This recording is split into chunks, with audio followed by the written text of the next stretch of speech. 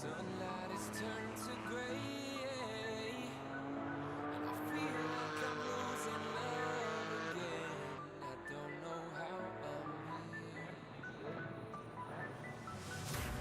I could feel your heartbeat. I could feel somewhere you're looking down. I could feel your heartbeat.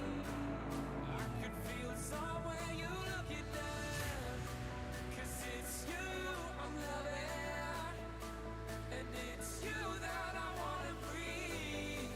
And it's you I'm loving, and it's you that I wanna need. Good evening, everybody. Welcome to the Sim Grid, and welcome once again to more female races, the second round of the championship here from the Hungaroring. My name is Chaz Draycott. Alongside me in the commentary box tonight is Connell Courtney, and joining us this week is Kyle Lawrence. Good to see you, gentlemen. Connell, I'll start with you. The Hungaroring is not really a track that we see too much of in a lot of series other than Formula One. What do you make of this place? Well, coming obviously from a more of a bike background, the Hungaroring I had only known as an F1 circuit and had built up a bit of a reputation as being a difficult track to pass on. But we've seen with Sim Grid races previously in GT4 launch night and in the Sprint Cup that it can be quite lively a track. So I think for GT racing we can expect a lot more action. And good to see you back as well in the box, Kyle. It's been a while since we commentated together. These GT4 cars never tend to disappoint, do they? And especially around here, it's going to be very feisty. Yeah, it's been some amazing close racing throughout the Sim Grid when we watched GT4. Unfortunately, I had some real racing going on, so I missed last week's opening round. Would have loved to have been here, but I absolutely am in love with the circuit as a driver myself. I mean, the flowing section on the first part of the track is phenomenal to drive in, but Connell mentioned it's not an easy track to pass on, but in every Sim Grid race we've watched here, it's proven us wrong. Yeah, that's it, and I think we're going to see more of the same this evening. The ladies are out on track at the moment. Don't forget, everybody, there are 2 drivers per car, so we have at least 1 female racer in each car, and then they have co-drivers as well, some of which are very big names within the Sim Grid community. Gregor Schill being one of them in this case, Connell, so some very, very good talent spread across the field here.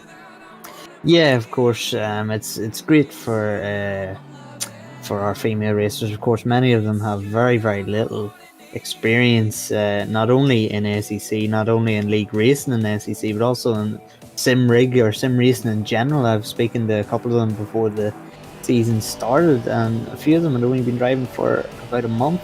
So yeah, really fantastic initiative to have co-drivers, more experienced co-drivers that you can compare to, and then provide you, just basically shortens the learning time and the rate of progression increases. So it's a fantastic opportunity, and we see guys like Seb Handler and Gregor Schill, as you were mentioning, and they can really, I mean, I'd love to be a co-driver with Gregor Schill and Seb Handler and guys like that to have my driving brought on. Yeah, that's it, and like you say, it's a very, very strong opportunity for them to get the time in and get tutored by some of the best around here. Kyle, with these GT4 cars, there's obviously a very good variation. There's a great amount of choice, and they've been a really lovely addition to ACC. Is there a specific favourite that you have amongst all these cars? I haven't really spent much time in the GT4. We do have a couple of series that I've locally in South Africa I've been messing around in, but and only really in the Merc. So I haven't spent much time in the cars to really pick a favorite, but I've always been a fan of the Porsche, and it doesn't seem as difficult to drive in the GT4 setup as it does in the GT3. We know how fast it is in GT3, but it does tend to lend itself to facing the opposite direction at sometimes. But with the co-driver thing and driving with another driver in the car with you, the one feature that I love about ACC especially is the Motec, the data analysis. So you can actually share data analysis between 2 drivers and try and figure out what is the difference in driving style and where to find time. And I think in a GT4 it does shorten your learning curve as well with the pace difference between this and the GT3. Yeah, for sure, and I think that the fact that it is Motec as well, and Of course, for anyone that doesn't know Motec, it is actually a system for data that you can use in real life as well. So if you do have someone that is experienced in racing cars in real life and working with Motec, then they can convert it directly from the sim and compare it against real data. So there's so much that can be done with sim racing now with stuff like that it does sort of scare me almost. But it's been amazing to see, and the session has ended there. And we will now wait for qualifying. So it's going to be time for him to get their move on here, Connell. And to be fair, last time out, it was very fierce, wasn't it, mate? Because the times were, let's just say, they were a bit spread out at the first half of the evening. And then come the end of it, even with just that small amount of track time, there was such an improvement from a lot of drivers, wasn't there? Yeah, it's a different dynamic in comparison to the other series that we have here. Of course, the Sprint Cup, Endurance Cup, etc. In that, it isn't done with splits, or it's quite a varied field in terms of experience and ability. So we've seen that in qualifying. We've seen quite a spread out grid. But as you were saying, Chaz, later on in the session, people are getting dialed into the track, into the cars. Of course, for many, this will be their first, this will only be their second time out in GT4 cars themselves. Probably have just purchased the GT4 DLC for this series. So very, very interesting that learning the track, especially it's a tricky track, the Nurburgring. It took them a while, but once we got to near the end of the session, the times were looking very good. And again, we're at another very technical, tricky track to stay consistently quick on. So we should see something similar as this session progresses. Yeah, that's for sure. And what we do have, you mentioned that it's a tricky circuit. What we'll do is just have a quick look while these drivers get their first sort of hot laps and warm-up laps out of the way in qualifying. We'll have a quick look now at how it would be if you were on board with a BMW M4 around the Hungaroring.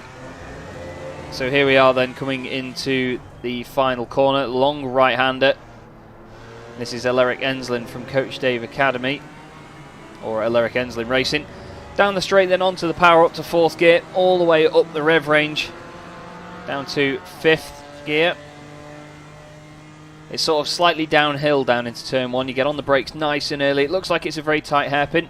It is not the shallowest of corners, but there's a lot of runoff area on the left, so you can use all the AstroTurf there.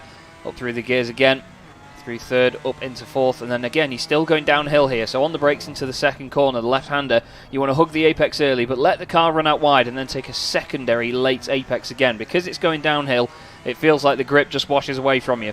It's pretty much flat out through the next right kink. And now for the first time in the lap, you're actually going back uphill again, over to the right-hand side. It's a blind apex on the left, so you've really got to commit. Try and use that bollard as a reference point. Make sure you don't unsettle the car on the curb on the right-hand side. And then once again into another right-hander. You hug the curb on the inside. It can pinch your wheel a little bit and pitch the nose of the car into the corner, onto the brakes, into the chicane. Very tricky part of the circuit to get right. Plenty of curb over both of those sections there. Just be careful that you don't get warned for track limits. And then again, another chicane, but very open chicane this one. So you've got a fast left and a fast right. Doesn't look that fast from on board the M4, but don't forget how big of a car this is compared to some of the other GT4s. And then it's almost like a shallower, sort of more open version of the last two corners. Once again, it gets a bit deja vu-y, let's say, around that part of the lap. And into the tight right-hander once again. One of the penultimate corners on this lap. It's one that you really need to nail your braking point for. Get it over to the right because you've got a long left, and then just after this you can have a long right. Once again, make sure that the curb doesn't sort of drag the car inwards a little bit. They do hold on well on curbs, the GT4 cars, but you just don't want to sort of jinx it. Around the final corner, hug the wall, get on the power, just control any sort of slide you get. And that is a lap around the Hungaroring in the BMW M4 with Alaric Enslin. And it's not the easiest of places to get a lap in, is it, Kyle? Because there's so many different types of corners on this circuit that it's not straightforward by any stretch of the imagination. Yeah, definitely. That's never true word spoken. The biggest problem with me, especially around this circuit, is the tightening of most of the hairpins. So where you think you can get on the power, it's pretty blind. So you've got to have some sort of understanding or deep knowledge of the circuit to get on the power confidently. And then all of a sudden, as we see the Porsche there, Verena, to start running a bit wide as it gets caught up by that corner tightening up on you. it is quite interesting to wrap your head around and figure out when a good time to power on is and when a good time to find an apex, especially most of the blind apexes as well. So it is a lap that requires a bit of concentration throughout.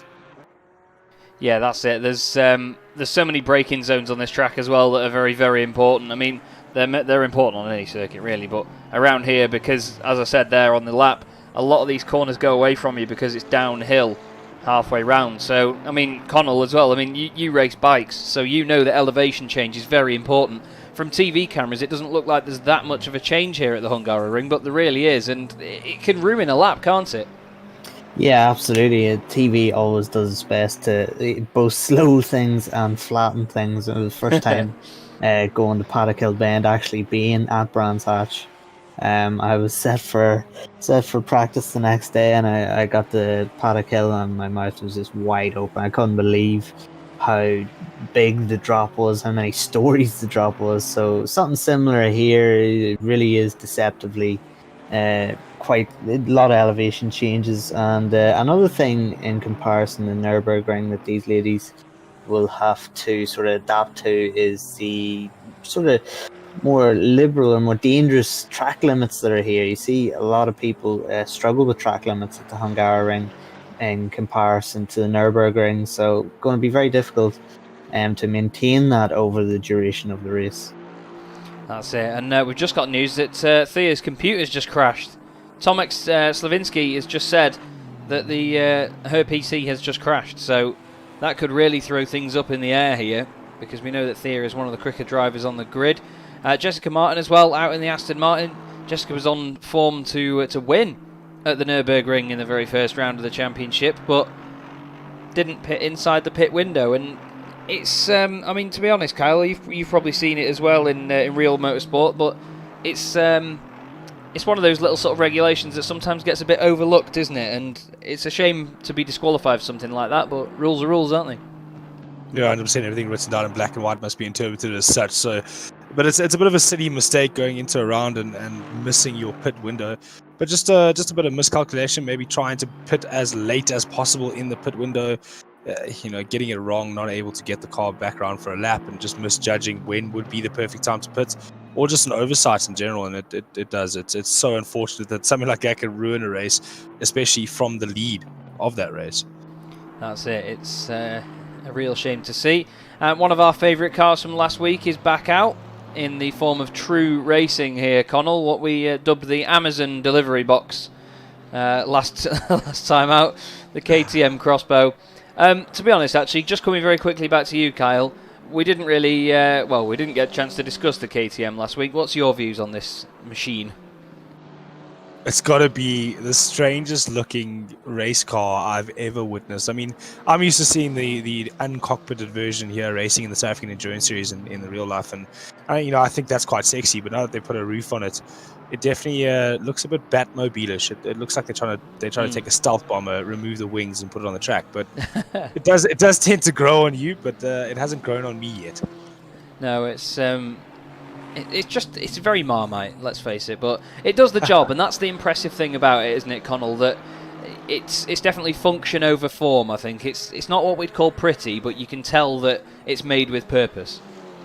Yeah, well, KTM always like this sort of design outside the box, even though it does look like an Amazon box. But they do like to design outside the box. We've seen a lot of their projects, especially in the motorbike world, where they've been told their design philosophy will never work, no matter how many years they put into it, and then they start dominating series, and they're coming good now in the Pinnacle series in MotoGP. So I don't doubt KTM's engineering ability, and I'm sure that they've got stuff in the pipeline or projects that they're working on, and we could see evolved versions of this car sometime. I'm just a very quick one. I'm a massive fan of the KTM RC8 motorbike. It is a wonderful machine, and there used to be an entire championship of them, and it was one of the strangest things to watch because I've never seen a one-make bike series before, and when they're all as pretty as that, I didn't know where to look. But anyway, this is Josie Austin for Cake Racing. Cake Racing took the win last time out. Josie was a joy to speak to afterwards. She was very excited after her result in the 137 Aston Martin, but it's Alice Horton just driving off the circuit there, in the other Aston Martin that's leading the way. So we've got 3 Astons, and then Ava de Andrade in the Ginetta. Well, this thing was fantastic last time out, and it was Seb Handler, wasn't it, that was driving it with her. And the run at the end of the race by Seb was incredible. But Kyle, Ginetta, it's another manufacturer that's just always been there in GT racing and always providing great customer cars. It's good to see one out on track, isn't it, even if it's only just the one. Yeah, it's definitely where they've specialised. It's definitely where they've honed their skills. If you've realised you've got a niche in the market or a niche in any sort of racing and you stick to it, I mean, the results speak for themselves. I mean, the UK, once you leave karting, Ginetta is the only place really to go if you're going to go to tin top. So a lot of drivers cutting their teeth in Ginettas and then moving into something. But I haven't seen one overly competitive. Obviously, I missed Nurburgring, but it's I don't know. It seems like a car that's either hit or miss, especially with setup. But that's one thing I got to touch on with having 2 drivers and the change of direction, especially at Hungaroring, is getting a setup that works for both. Yeah, for sure, that's it. And like you said then about the Ginetta, it can be very hit and miss. And I think that it's one of those cars that, due to a balance of performance, you have to have the right drivers in it to get the most out of it. On other sims, I know that there are cars that can be very quick in the right hands, but I mean, for me, for example, I couldn't drive it anywhere near the pace that some of the World Championship drivers do. So it's certainly a car that needs a good understanding pair of hands behind the wheel as Ava decides to pull over. I think that was the BMW there of Tilana Nell. That car's changed colours since last week, Connell, but the opposite way around. It was purple with green last time, wasn't it? Yeah, it's a nice livery that hopefully doesn't get in the way of any hot laps here. Oh, yeah, there's a little bit of contact as we speak. Practically stopped around that corner when you're off the brakes and trying to fire it into the corner when you're on a hot lap. So very difficult there. And I'm sure the McLaren, whoever that was, I don't quite know. There's 3 McLarens in this series. Won't be too happy with that. That might actually get looked at by the stewards. But we're seeing, Charles, if we remember Nurburgring last week, as we see Sarah Moore getting a little sideways. Top 3, all within half a second. And it was quite similar pattern in Nurburgring, where the top 3 were at least a second up or a half a second up on the rest of the field. Yeah, that's it. I think we've got a couple that are really going to be fighting for the championship in this series, and it's going to be great to see how it develops, because I think with the mistake last time and the miscalculation by Jessica Martin with the pit stop just coming in 1 lap too late, that's really thrown things open, because now she needs to get on with it and just gain as many points on her competitors as possible. So you can guarantee that in this race she's either going to get the calculation right and have a really late pit stop again, or pit as soon as possible. So just to make sure that she doesn't overrun that window. We're looking at Alice Horton though, and Alice and a teammate at Speed Kitty had a very under the radar performance at Nurburgring last time. Still got some very, very good points out of it though. And to be honest, in a series like this, Kyle, it's those performances that, while they might not be the most exciting performance to watch, they get the job done. And a lot of people in a lot of different sort of their own disciplines of motorsport have won lots of championships by just doing that, haven't they? Just scoring the points without causing too much of a fuss. Yeah, in any championship, consistency is key. Consistent high point scoring, staying out of trouble, making sure you finish every event, making sure you hit your pit stop window. Just being consistent and scoring as high as possible. It doesn't have to be a win every time. But it's very rare in any championship that you get a runaway winner that wins every round. I think it's a bit difficult in a series where you've got such a mix of driver to do that. But consistent finishes, get good points, under the radar. It's the way you need points to win championships. That's the end of it. Yeah, definitely. I was told last time that Verena May is a real-life stunt driver. And, I mean, what a job. But she turned into a stunt driver accidentally at the start of the last race by putting it in the wall at turn 1, very hard into the hairpin at the Nürburgring. But she'll be looking for a better result today. She did recover throughout the race. I believe it's Gregor Schill's teammate as well. So she's got a fantastic driver alongside her to be propelling that car to the front of the field. 7th in qualifying at the moment, only 1.9 seconds off the pace. That is not too shabby at all. And we've got Lauren Jubb is out there at the moment. She's a second up on her fastest time. That McLaren I don't think was that colour last time. But those 570Ss, Connell, I'm not a humongous fan of them compared to the other McLarens like the 650S or the P1, but it's a good-looking race car, though, isn't it? It looks very compact and sturdy. One of those cars that just looks like it wants to be raced. It does look like a feisty car, and Job's going to prove that. Does not improve in pace, so that was disappointing. Improves in time, or Yeah. excuse me, improves in pace, not in position. But yeah, we're seeing actually comparatively to Nurburgring, we are seeing the time starting to tighten up. The gap from 4th to 10th is quite tight there. So yeah, in comparison, again, as we were saying, as the season progresses, we're going to see closer and closer times as we get to the final rounds of the season. We are indeed, and don't forget last time the gap between first and last on the grid was actually 15 seconds, so we're pretty much around half of that gap now from the top to the bottom of the order, which once again shows just the experience in these cars is what it's all about, as Elaine Gerber decides that she wants to abandon that lap. And it was Alana De Potter that was caught up in the contact earlier. We've got a lot of support in the chat for Marion Edwards in the 587 Porsche, who we were just looking at a moment ago. She's in the pits at the moment. But there's been great support for this series so far, hasn't there, Kyle? It's been very, very anticipated, and to be fair, everyone involved and everyone watching as well has been right with it, and it's great to see, isn't it? Yeah, it's great to see an resurgence of women into motorsport. I was having a long chat with Tasman Pepper, one of our South African female racers, very well known. She's actually in the W Series. She competed in the W Series when it was running before Corona happened to everything. But nice to see a nice insurgence of women in motorsport. I've had my myself chased around the track many times by women and beaten more often than I'd like to admit. But nice to see it, and nice to see two South Africans in the field. Unfortunately, Gerber and Nel are a little bit further down the order than I would have hoped for. Yeah, there's a great handful of talent in the entire field, to be fair, and I think that the beauty of this is the fact that it's very unpredictable. I mean, Connell and I were saying it last week that we haven't actually seen a lot of these drivers before, and we don't know what their pace is going to be or who's actually going to be on the ball for this. So we're getting word that Lauren Jubb's co-driver hasn't joined or even spoken to Lauren since the last race. That's frustrating, to say the least.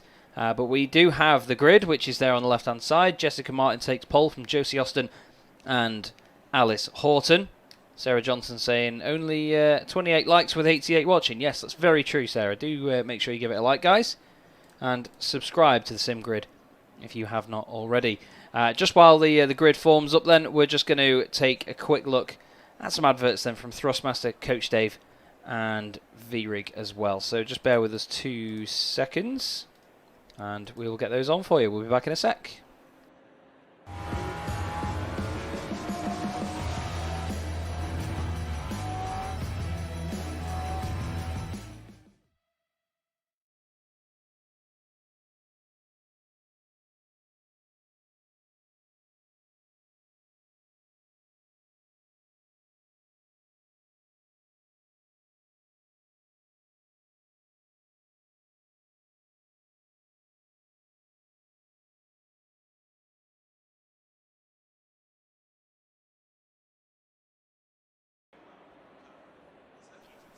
Apologies everybody, it seems the audio on the video isn't playing at this point, but you can see just how amazingly...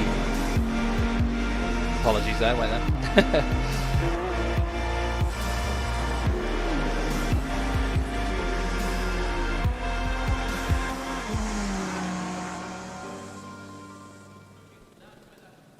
There we go then, apologies about the audio issue there, but you can just see how versatile these V-rigs are, and it's a great looking piece of kit as well, to be honest, and it's a bit of a strange thing for some of these companies to break into, isn't it, Connell, the sim rig market, because it's very easy for them all to look the same, but those V-rigs look very, very different to any I've seen before. They look great, don't they? Yeah, very interesting. As you were saying, it's easy to build a rig, but it's sometimes difficult to build a very attractive looking rig. So yeah, very nice. Interesting to see what products they produce. And at the end of the broadcast this evening, by the way, everybody, we will be speaking to Thea Musanti if her PC does get back underway, and somebody will be basically told that they have won from the prize draw which we mentioned last week. If you vote on the best action in the race, the best manoeuvre, the best sort of piece of action that we saw in the stream, then you get entered into the draw to win some of the hardware from them. But the drivers are just on the grid at the moment, and they're just lining up, ready for this one. And to be honest, Kyle, it's a bit of a nerve-wracking time, isn't it, when you sat on the grid? And we've actually got a very impressive field of cars here, and with the spread of machinery we've got as well, it's a bit of a step into the unknown, isn't it? Yeah, the immersion factor in ACC is phenomenal, and you actually, I do at least, I sit on the grid and actually get butterflies like I do in the real life, and when I sit on the grid in the real life. So it is quite a stressful situation. You're sitting there thinking, how well do you know the driver behind you? How well do you know the driver in front? And often the most nervous is when you do know the drivers well enough to know their tendencies or how aggressive or non-aggressive they are. So there's a lot of thought process going through your head. And especially with a pit stop strategy to contend with as well, it's an hour worth of racing. Have you got your tire pressures right? Is your car going to switch on when it's supposed to? How good is that first corner going to be? Where are you going to place your car to make sure you finish? It's all a lot to go through and process and set yourself up for a good event. So definitely a nerve-wracking experience, I must say. Yeah, for sure. And Connell as well. I mean, just coming to you, you've been on the grid as well, IRL. You know just how sort of nerve-wracking it is when you're sat there just waiting for everyone to get this thing into life. Yeah, it's a really weird feeling sitting on the grid, because you've done all your preparation. There's nothing more that you or your team is going to do other than what you're actually going to perform like on track, and you hit that point where you're just breathing hard, but then the lights go on for your sighting lap. You put the bike or car into gear, and then it just seems to sort of flood away the nerves, and you're just entirely focused on the job ahead. So it really does feel like it just washes off you. It's a strange sensation, and these ladies will be feeling something similar to what I've just described. So it's a great rush, even if things don't work out. That buzz, the nerves that turn into adrenaline, it's a great buzz. And what else would you really be doing with your Thursday evenings? Very true indeed. Well, we've got the drivers there. Alice Horton getting very excited there on the the warm-up lap. The car was a little bit out of shape. As you can see in the background, the cars do drive through each other on this, so it helps anyone avoid contact. This is Jessica Martin, pole sitter for the second time out of 2 in this championship, and to be honest, I think it's theirs to lose now, isn't it, in this one, Kyle? I mean, sort of taking away any sort of pit penalties or any issues like last time or any incidents, it looks like they've got the pace to get this one in the bag.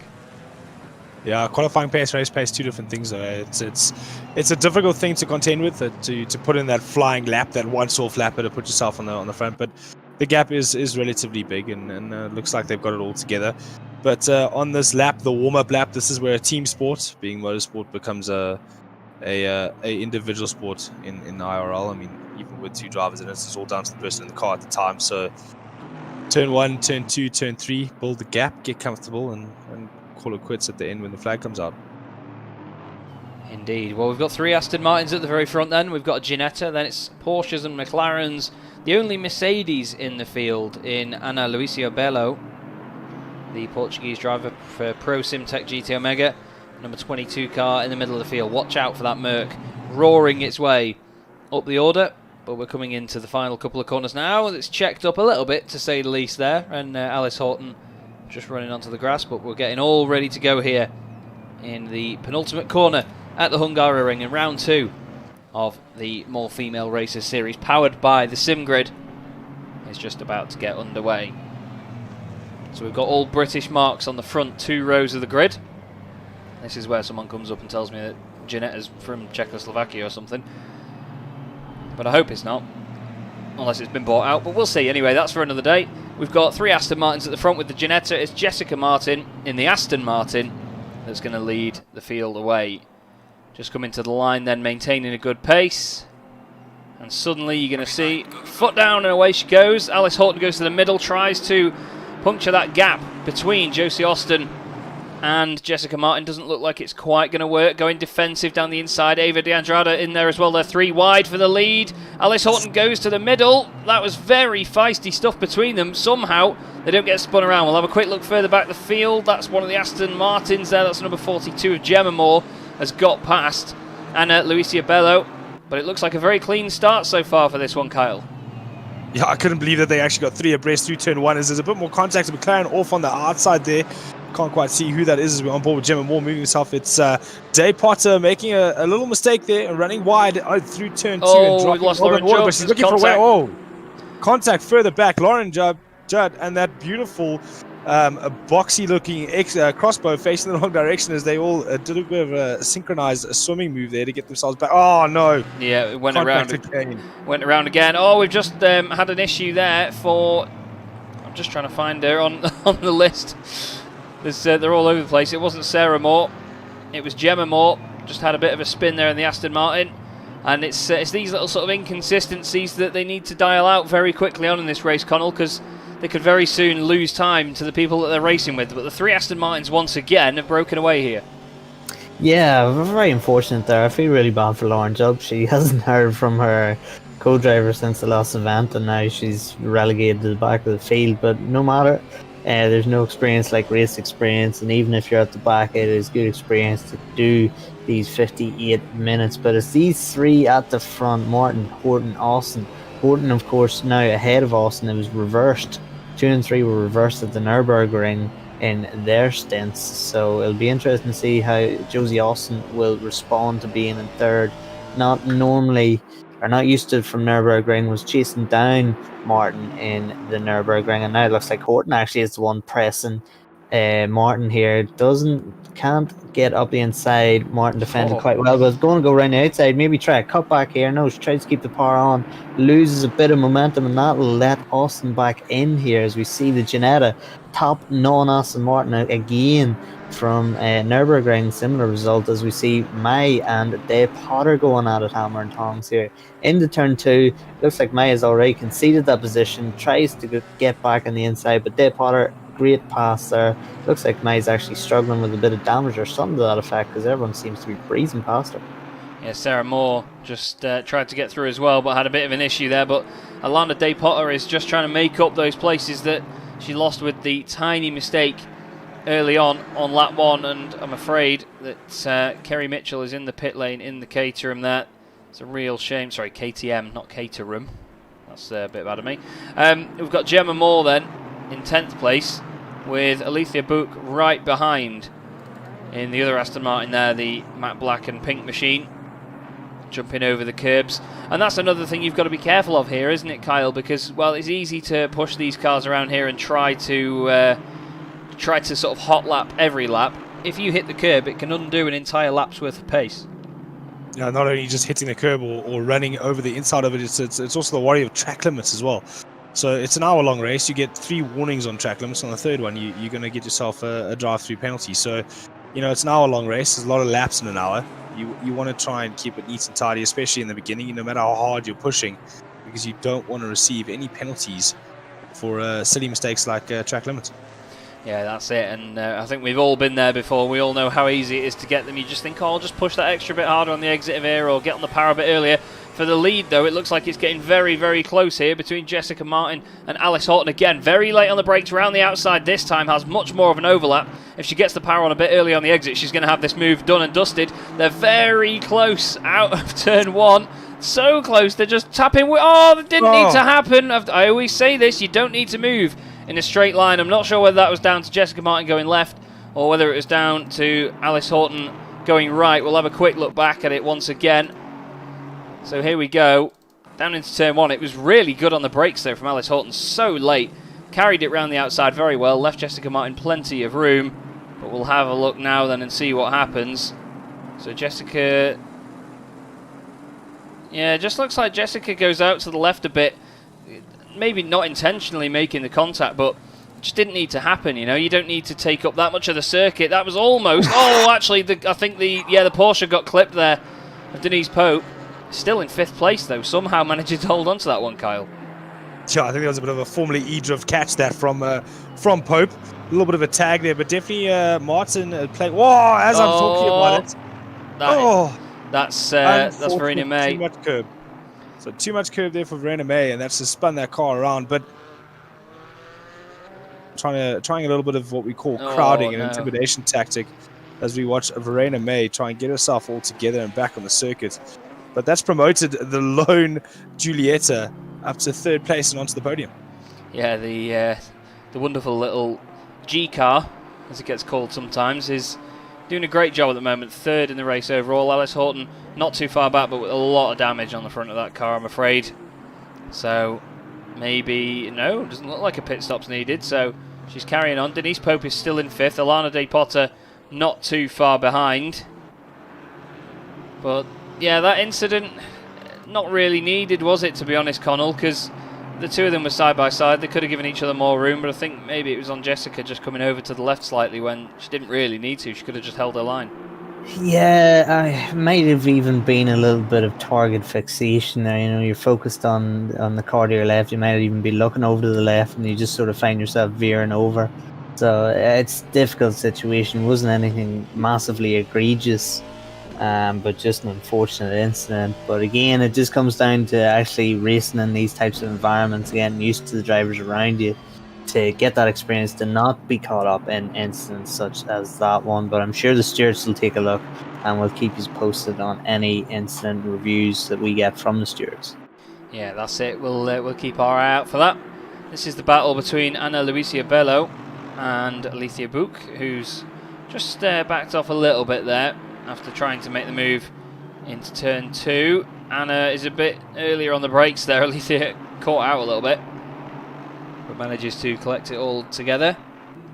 Just trying to see who the closest 2 cars on track are, and it is actually either these pair, or it was Lauren Jubb trying to get past Andy the Lab a bit further down. Oh, as Lauren's lost it through the left-hander, nearly saves it, gets the wheels on the grass, and around goes the McLaren, and Andy the Lab goes through completely laughing and makes up another position. But, well, Jessica Martin now race leader once again then, Kyle. A bit undisturbed at the moment, but you've got to think that maybe Josie Austin's going to try and mount a charge. Current championship leaders and round 1 winners, they've got to have that confidence now from that, surely, to go chasing after Jessica.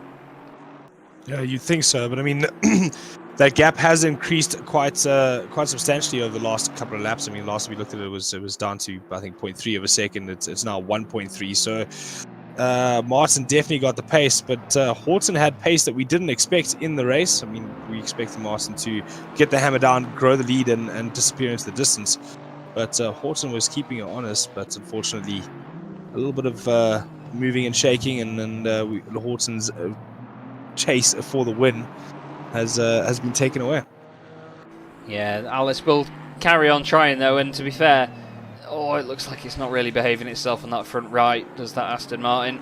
But still, pushing it round though at good pace. I mean, last time round, she's only 0.3 of a second off Jessica Martin's time, so it can't be that bad, to be honest. But yeah, it's good to see the Ginetta up there in 3rd. It's close between Sarah Moore and Gemma Moore. They were no more than 1.5 tenths apart last time round, but it's these sort of midfield battles as the drivers all sort of trade lap times that get more and more interesting as it goes on, doesn't it, Connell? Because they have to look after the tyres and consider the condition of the car as this race develops. Yeah, I mean, you get used to, if you're doing sort of more arcadey, as we see, being shoved out wide there, the 2 sisters, the 2 mirrors battling it out. Yeah, you get used to, if you ever play like arcadey race games, that you do a 20-minute sprint race and not have a care in the world in terms of damage or anything. But once you come on to these real sims, you really have to focus on your tyre life, fuel usage, damage, etc., etc. So a bit of contact there. Or your front bumper. Yeah, as soon as I say that, I see bumping and boring. But it looks as though Tia has actually got her PC back up and running, because she's just behind the 2 mirror ladies here and looking to press on these 2. Oh, there's contact. Sarah's got into the back of Gemma's car, and that means that Thea can go through. Gemma rejoins with the Mercedes of Ana Luisa Bello next to her, and still side by side around the final corner. Car 42 against car 22, and just making it stick there is Gemma. She defends that position, but now just ahead though, Thea all over the back of Sarah Moore. Both of these in Aston Martins now. She's looking down the inside. She's going to come from a long way back there on the brakes, but has the confidence to get it stopped. We all know Thea's a very, very good sim racing driver. Sarah Moore just gives her a little tap on the rear bumper there, just to say, you've not got rid of me that easily. I'm still there. But it does look like now Thea is in control of that car and putting down some serious pace. Her last lap was a 1:58.6, but I think she got involved in the incident and held up. But she was still a good 3 or 4 seconds quicker than the other cars involved in that as well. So it's once again a bit of a range in the pace here, Kyle. But it makes the racing all that more unpredictable and enjoyable for us to watch, doesn't it? Yeah, I mean, but also with the range of pace, like especially with the faster drivers coming through the mid pack, it gives those the opportunity to follow and learn and try and see where it is that they. Oh, Pope, is that a backmarker? Pope is part of the yard. Yeah. A little bit of a range to see, to get a bit of an idea of where it is that you're losing and what you need to improve on and work the most on. I know it's difficult to do in a race, but it is something that can help. As we are out on board with Edwards now from Edison Genius Racing Bulbs. Interesting names throughout this field. I think I saw one that even said we're thinking about it as a team name. But the racing is still pretty good throughout this field, even with the gap or the difference in skill level, experience level that we're seeing in this more female races event.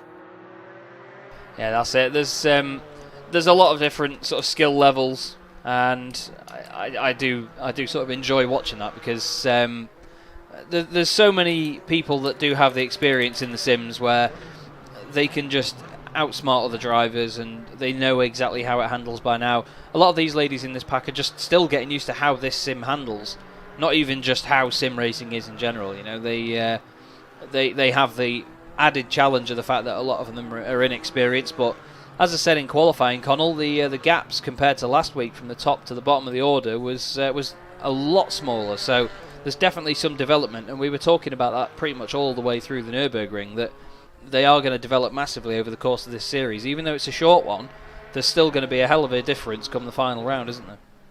Yeah, I was really, really happy to see that in qualifying, actually, because, I mean, an hour's race at Nurburgring, an hour isn't really that much time to progress or to learn things, even though it is under race situation. So for the gap to be essentially halved between first to last is really, really impressive, and it just shows you that the rate of progression is going well with the added tuition of the co-drivers, shall we say. But it's one thing, unfortunately, the faster that you go, the harder and harder it gets to claw back that second, half a second, tenth. As we see with the Sprint Cup and Endurance Cup, it'll come down to be clawing tenths once these ladies get into it. So yeah, of course, at the very start of your progression, you'll take chunks of time off, but the rate of progression so far so good, I'd say. Yeah, definitely, and I'm excited to see how that continues. We've got 4 of the 5 Porsches in this race all together in the middle of the field. Actually, we've got Verena May in the number 335 car in 11th place, Elizabeth Chan in 12th, another black and purple Porsche in the number 24, Marion Edwards in the silver, teal and pink machine, and then Elaine Gerber in the 888 car, GG Motorsport. That's a nice livery on that car. It certainly suits those colours, and a lot of Porsches really, Kyle, when they obviously get sold as customer cars, they are predominantly all white, including the roll cage, but it's what we call a realistic livery, isn't it, that you'd probably see on the car in real life when it's predominantly white on a Porsche. Yeah, it's definitely. That is one thing about ACC that is quite interesting or quite fun to play with, is the different liveries you can play with and the color matches you can put together. Not only is it color differences, you can do matte, you can do chrome, you can do different types of effects to them. So Elaine Gerber going for a very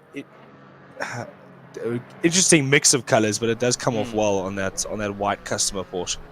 Yeah, it does look nice and tasty.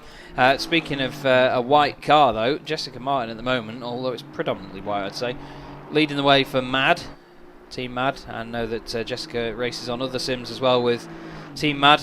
Fantastic team, great bunch of friends of mine. And while I'm doing the shout-outs, Josh Martin wanted a shout-out earlier. Hi, mate. He says he's my #1 fan. Who? Exactly. I don't believe him, but I love him. P1 2 pace is very close to one another, as Michael has just told us. Last time round, there was only 3 tenths between the two of them, but before that, it was only 2 tenths a lap. So Josie Austin at the moment here, Connell, is keeping Jessica Martin very honest in that Aston Martin, as Alice Horton's actually gone up to 3rd place now, ahead of Ava in the Ginetta. So the 3 Astons back at the top, mate. Yeah, 3 Astons back at the top. 15 minutes to go, or round about, for these ladies before they swap their co-drivers. You would suspect, though, with going off Nurburgring pace, that Horton really does need to be a little further up the road of this Ginetta, because when Seb Handler came into this car, he was in 4th position at the Nurburgring and brought it back to within a couple of tenths of the race leader at the end of the race. So Seb Handler is a big ace in the hole here for the Ginetta team, the number 12 car. So it'll be interesting to see now Horton when they switch to the co-driver. Horton now really just has to focus on extending that gap. 15 minutes really can't do significant damage to D'Andrade and Handler's hopes here if they stretch the gap, or at least force D'Andrade possibly into a mistake as well. So it's going to be tricky for them, but it's not impossible. Yeah, that's it. We've got to just see how they manage the race and look after the tyres. There's a lot of understeer there from Anna's car. The wheels were very much pointing as far left as possible there on that Mercedes, so the front tyres maybe not behaving themselves as much as she'd like.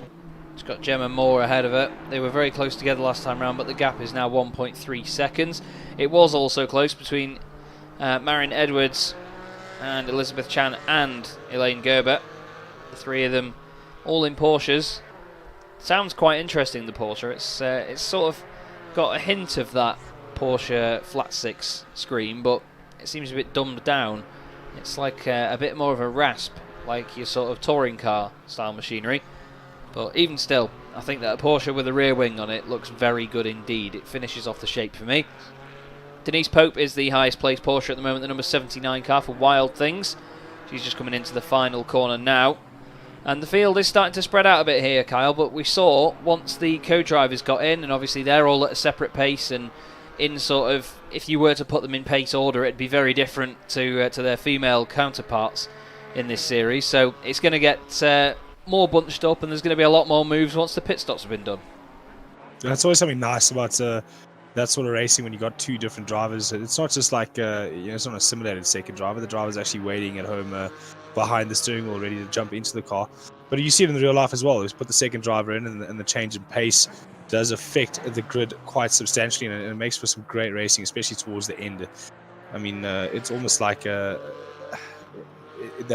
plans itself out just on time, with the drivers catching up to each other right before the end of the race and right when they need to, and it creates some great last lap maneuvers, last lap moving and shaking, and some door-to-door action for us right when we thought it was starting to calm down.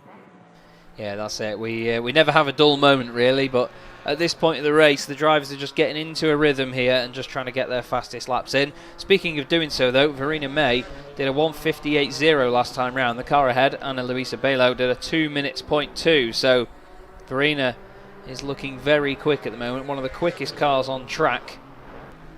So keep an eye on this little Porsche, the number 335 in the 11th place at the moment. It's just coming up to Tilana Nell in the BMW M4, and as we were saying last week, Connell, that thing just looks like a massive touring car, doesn't it, amongst the GT4 machinery, but it certainly goes well, doesn't it?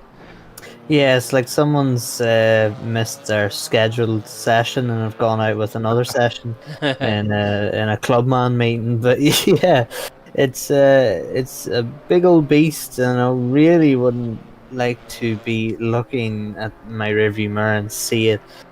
We've seen actually with Pearl James Parker having a deal with a GT4 launch night with Ibrahimi, who was driving the BMW. Yeah. Parker was in the Porsche, and it just looked like it looked like two different engine sizes. Never mind, or two different classes. Sorry, never mind, two different manufacturers in the GT4. Yeah, it's BMW have a history of having large cars in GT classes, don't they? I mean, we won't even start on the BMW M8 memes that used to fill my Facebook page.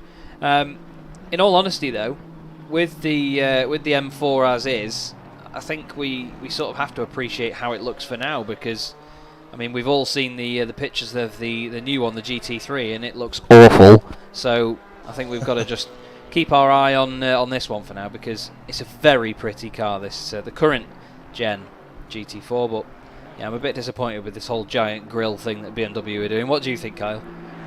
No, it's just, you see, it's a cooling thing. It's there for form over, it's function over form, not form over function. It's necessary. It creates I'm trying to upsell it, and I've got nothing left. I tried my best. Sorry, BMW. It's just not going to happen for you. It's just not great at all. You're not getting that company car anytime soon, mate. Nope. No. Ava at the moment, once again here, Connell, a French driver, 4th place, Mia Esport X Klim Ginetta. It's just there, isn't she, at the moment? Doing a fantastic job, still putting in some great pace. Not too far off the leaders, but in terms of pace, she's faster than some of the cars behind. So that middle ground that we always talk about, that we see here on the sim grid, where drivers in either 3rd, 4th or 5th always have an under-the-radar performance and just get the job done, don't they?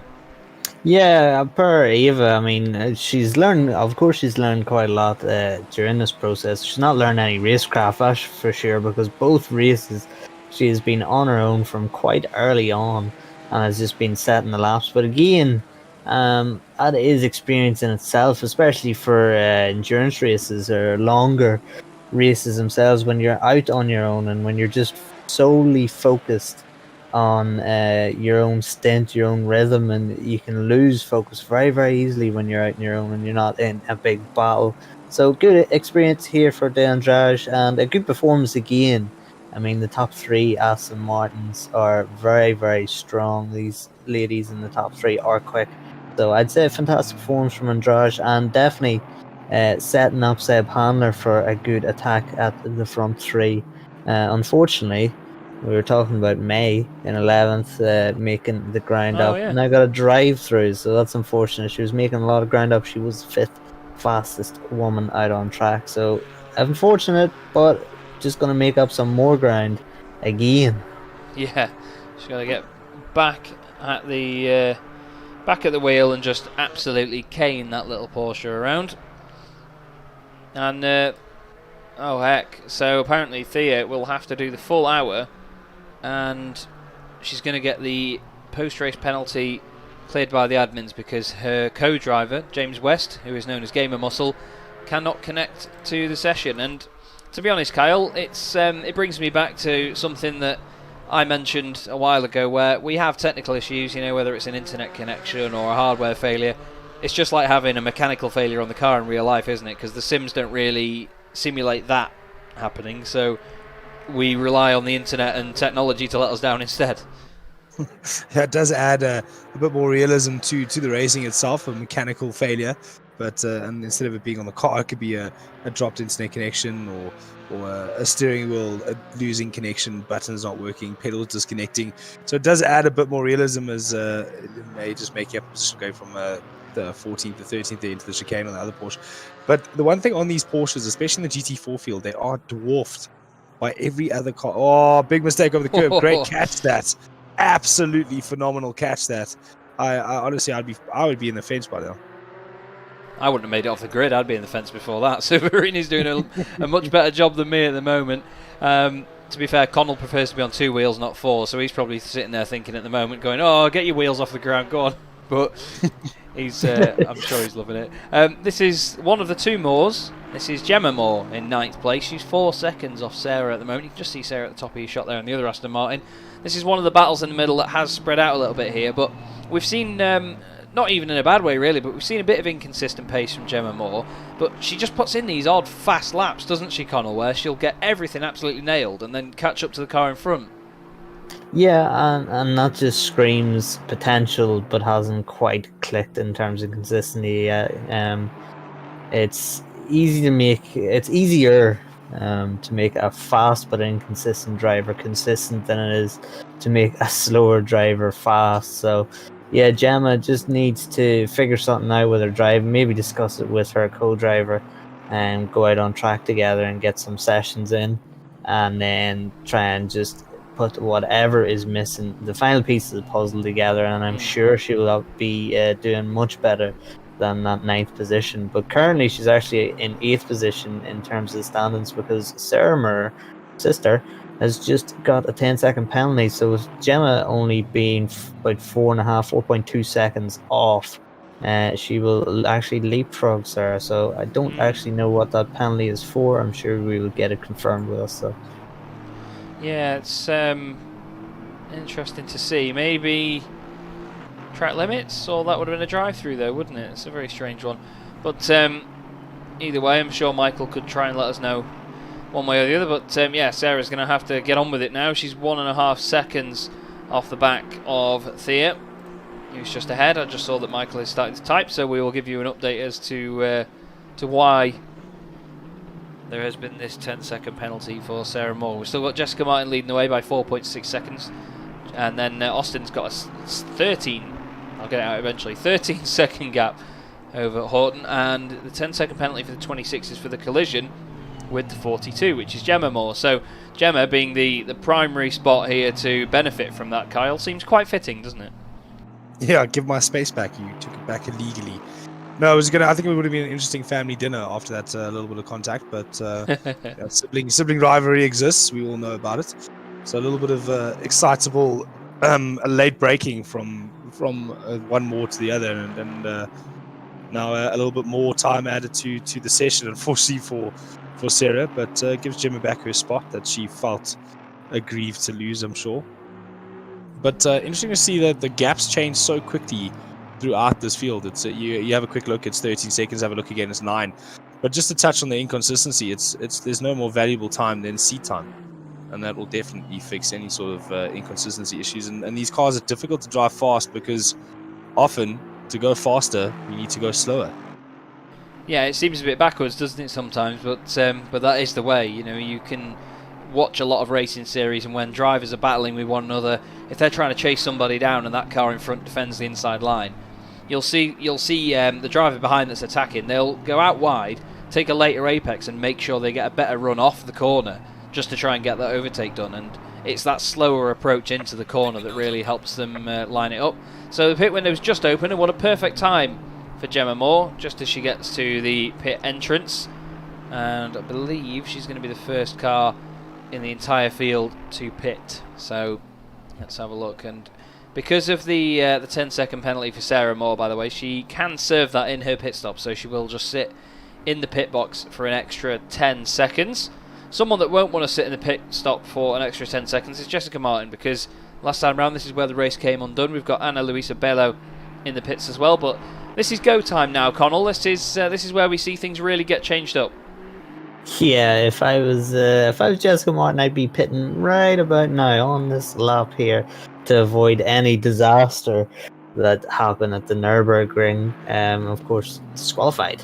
So 0 points on the board, which is huge for a short series like that. To really be the championship favourite and to start off your campaign with no points really puts you on the back foot, especially with Austin Horton not necessarily being challenged that much. But in saying that, Horton with a drive-through penalty, I suspect that might actually be for track limits. So as we suspected there, Jessica Martin in the pits straight away, so not making the same mistakes as the Nurburgring.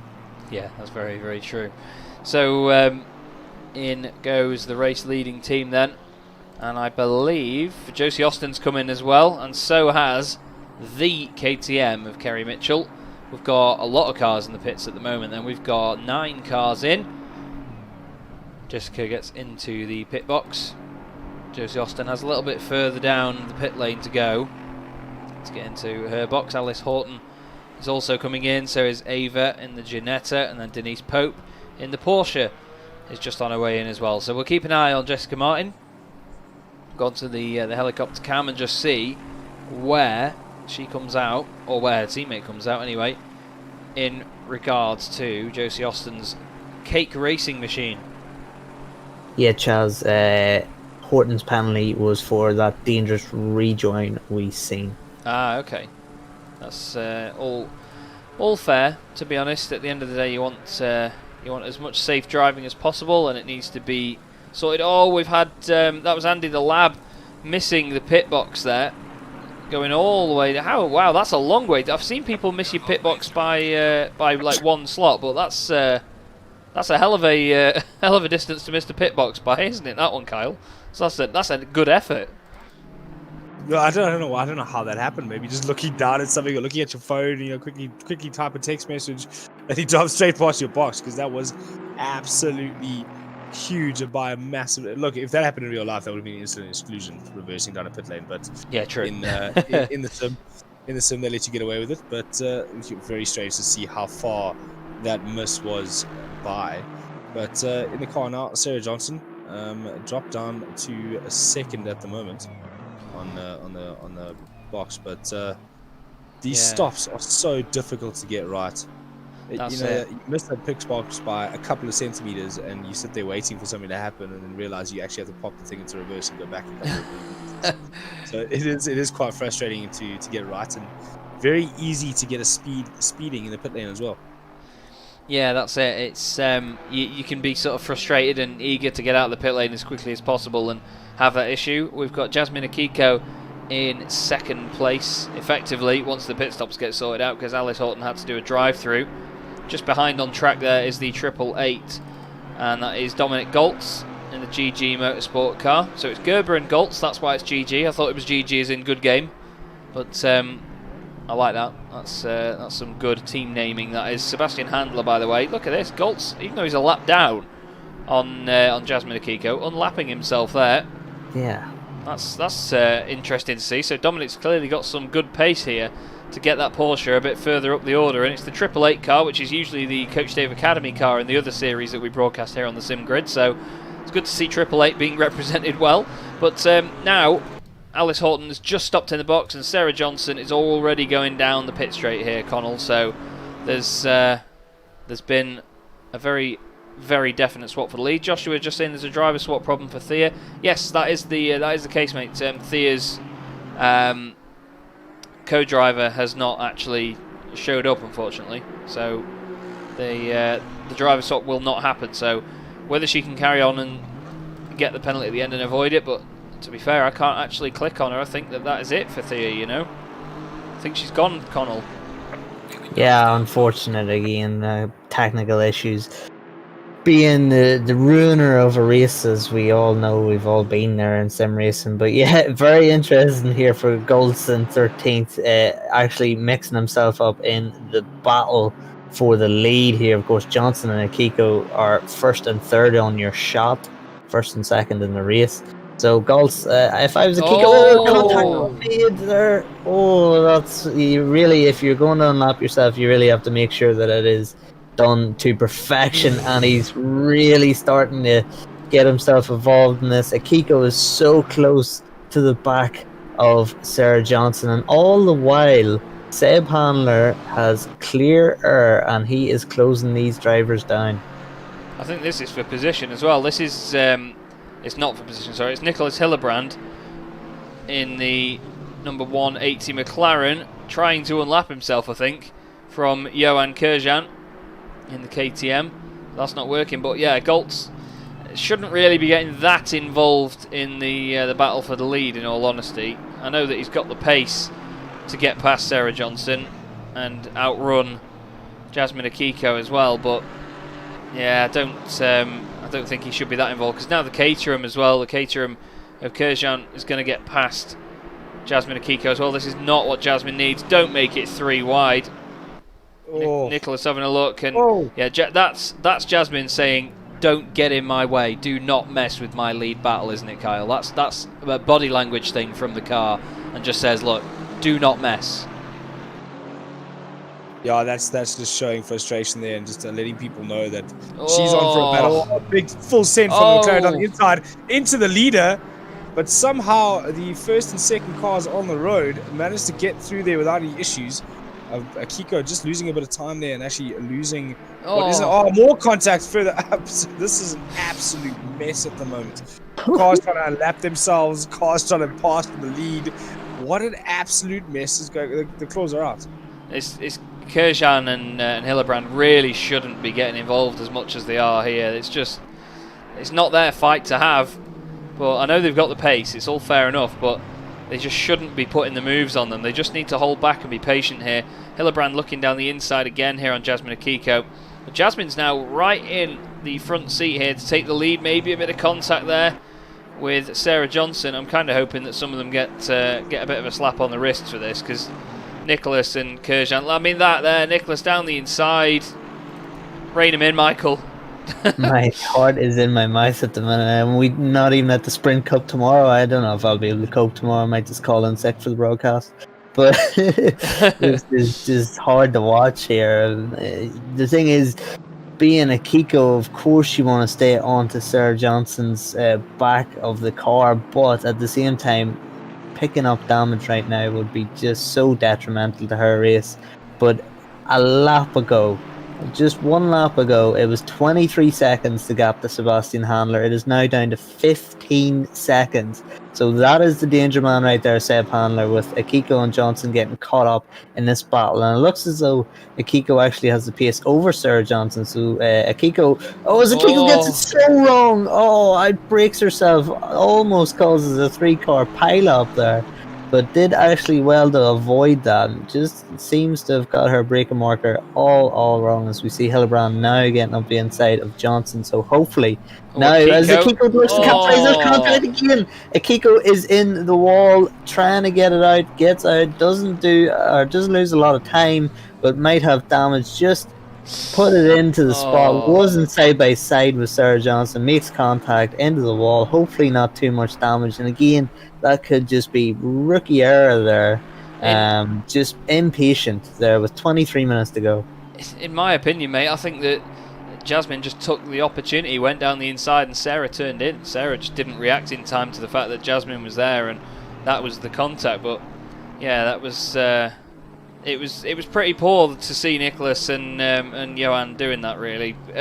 I mean, it's all fair that they can have the pace, as I keep saying, but it's just the way that you go about the moves. The best thing that Sarah could have done there was just let Nicholas go and let Johan go, and then have their own battle as they were going to. But obviously, because it backed up a little bit there with the manoeuvre down the inside from Nicholas Hillebrand, Sarah probably wasn't expecting Jasmine to then go down the inside. But yeah, it's that wasn't a good display, that. But Seb Handler, by the way, Kyle, he's sat in third place at the moment in this Ginetta, and once again faster than the leaders. So for the second time in this series, in 2 races, I think we're going to see this Ginetta rise to the top near the end of the race.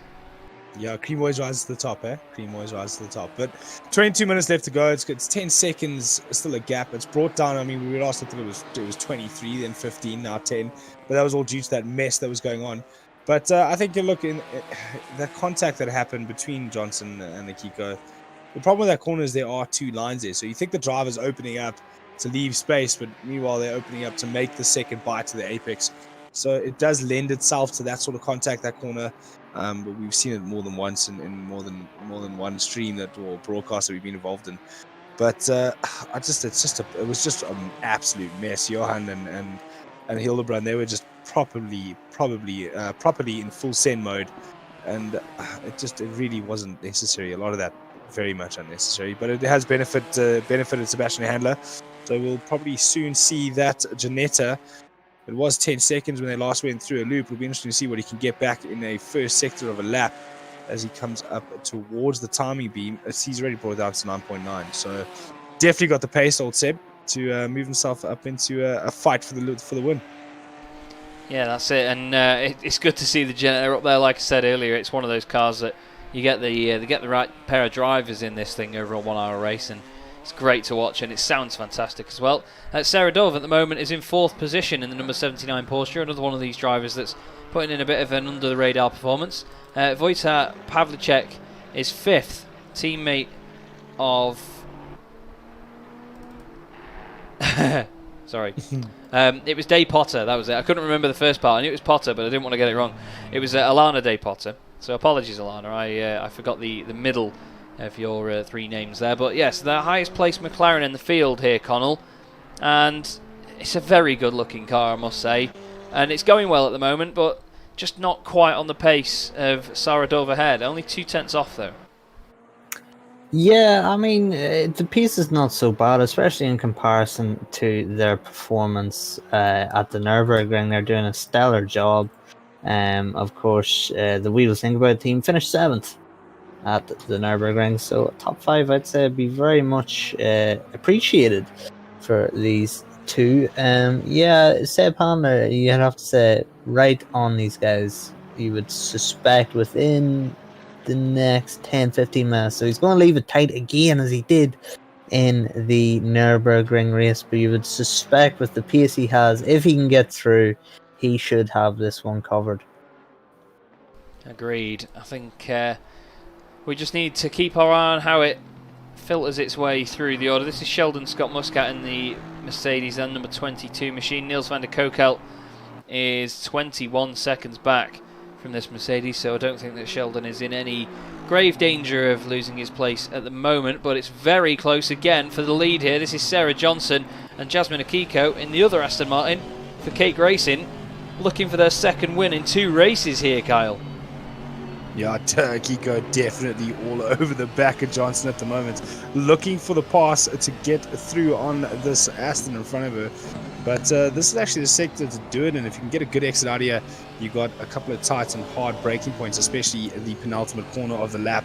It is definitely a full sense sort of corner, but losing a bit of time now on Johnson, maybe just on the power a little bit later, running a bit wide, and that gap's increased. So that's not going to happen here into this tight left-hander. What kind of drive is Johnson going to get out here into the final corner, and is she going to be safe down the main straight from a lunge into turn 1? We've seen drivers go all the way around the outside into turn 1 and make the move into turn 2 rather easy, but I think that gap's a little bit too big. The brakes are great on the Aston, but I don't think they're that great, especially Aston versus Aston. Yeah, that's it. When you're in the same bit of machinery, it's all about how you handle yourself. But Jasmine Akiko late down the inside. You say that. There you go, Kyle. You can eat your words now, mate. That was amazing from Jasmine. That she sort of got on the brakes at the same time and then sort of let off slightly. And we saw earlier, didn't we, that it was Alice Horton was taking it later on the brakes than Jessica Martin into turn 1. So, wow, that was pretty impressive, to be honest, and what a brilliant bit of driving. Yeah, it was definitely a textbook late lunge pass that it actually looked like Kiko was looking to break around the outside to avoid running into the back. And when Johnson came back to the outside line, she thought, well, you're going to leave the inside open, I'm going to take it. So a typical textbook late lunge, off the brake and back on again to get the momentum and get down the inside. Great move there from Jasmine. And already, Connell, she's opening up that lead, isn't she? It's almost 0.8 of a second now. Yeah, well, if you're Seb Hamlin, this is what you wouldn't have wanted. You would want Akiko to be just held back some more by Sarah Johnson and just have yourself climb up to the two of them. Now Akiko's been released, and will she be able to defend from that 6.5, maybe almost 7 second gap to Seb Handler? 16 minutes to go. Going to be very, very difficult. Here he is, Sebastian Handler, the Austrian, doing a 153.286. That was his best lap. His last lap was only half a second off that. So Seb running very consistent here, consistently fast, bringing that gap down every single time. But will it be enough? It should be enough to Sarah Johnson. Most definitely will be, but will it be enough to Akiko? Yet to see, I suppose. Yet to see. Andrew Williams said those unlappers can learn from that pass. I definitely agree, mate. It was a wonderful move by Akiko. We've still got Sarah Dove in 4th position for Wild Things. 13 seconds over Wojtek Pawlicek in the McLaren. And then 2 more Aston Martins in the form of Jack Noller, who we've not really seen much of. Gemma Moore's teammate. And then Sarah Savage in the Speed Kitty car. It's such a shame to see that thing with so much damage after that incident earlier. It really shouldn't have happened, but we'll have to wait and see whether there is any sort of repercussions. Gregor Schill, oh my goodness me, that made me jump. I don't know if anyone else if that made anyone else jump. I apologise for that, but it's Gregor Schill in the 335 Porsche. He's doing some good pace at the moment, though, Kyle, and it's what we've come to expect from him. Yeah, Gregor, a handy sim driver at in all the other series that we've watched him in. So a nice, consistent drive from him in that Porsche. Rather damaged Porsche. It's been through the walls a bit, but that is what we've come to expect from GT4 racing. Rubbing is racing, as they say. But in front of him, Niels van der Koekout, also very handy. So I don't think he's going to close that gap too easily. But a 152.6 is what he's lapping at the moment, which is some serious pace. He is indeed. You guys wouldn't have heard the bang there because you don't get the direct audio from the stream, but there was an almighty backfire explosion when I changed to the Porsche. I'm not quite sure what caused it, whether it was sort of loads of sound effects that had queued up and then just needed some sort of intro or something, but wow, it sounded like there was a sniper in the woods. It genuinely made me sort of like jump back in my seat then. Cy Avia saying we did hear it. I didn't mean you, sorry, I mean the other two in the commentary box because they don't get my direct audio. But anyway, back to the front. Now my heart rate's come down a little bit. Jasmine Akiko, 14 and a bit minutes left to go in this one, Connell, and starting to open up that gap, 2.9 seconds in the lead, but Seb Handler is only 3.4 behind Sarah Johnson now. Yeah, so I mean, if we're counting that 6.4 now from Handler to Kiko, so that gap itself isn't really coming down as much as Seb Handler needs it to have a chance at getting a Kiko. So it might have just been a bad lap by Seb or a good lap from a Kiko, but you'd have to say if it maintains like that, Seb will again run out of laps to catch a Kiko. But again, another P2 wouldn't go amiss, and with the way those three Aston Martins were fighting in the first half an hour, if we get more action like that in the next two more female races, we could see the Ginetta just sort of capitalise on any instance that happened. Yeah, that's it. And to be fair, the pace by Ava was so consistent before that all Seb needs to do is just not put a right rear wheel on the grass is what he doesn't need to do. But he's just putting in some fantastic lap times now, and it's a great team lineup, isn't it? Because Ava's got the capability to keep it within touching distance of those leaders, and once Seb gets in, he can just push that gap ever further forward. It's 3.6 seconds to lead, 2.9 seconds back to Seb now. We'll stay on board with the Ginetta, just see how it goes. Oh, that's deep into the right-hander though. Must have known that, must be reading the lap times and thinking, oh, it is coming down. But it's easy to push a little bit too hard in this situation, is it then, Kyle? Because when you start closing up, you get that extra bit of confidence, don't you, to push a little bit harder, and it's easy to overstep the line.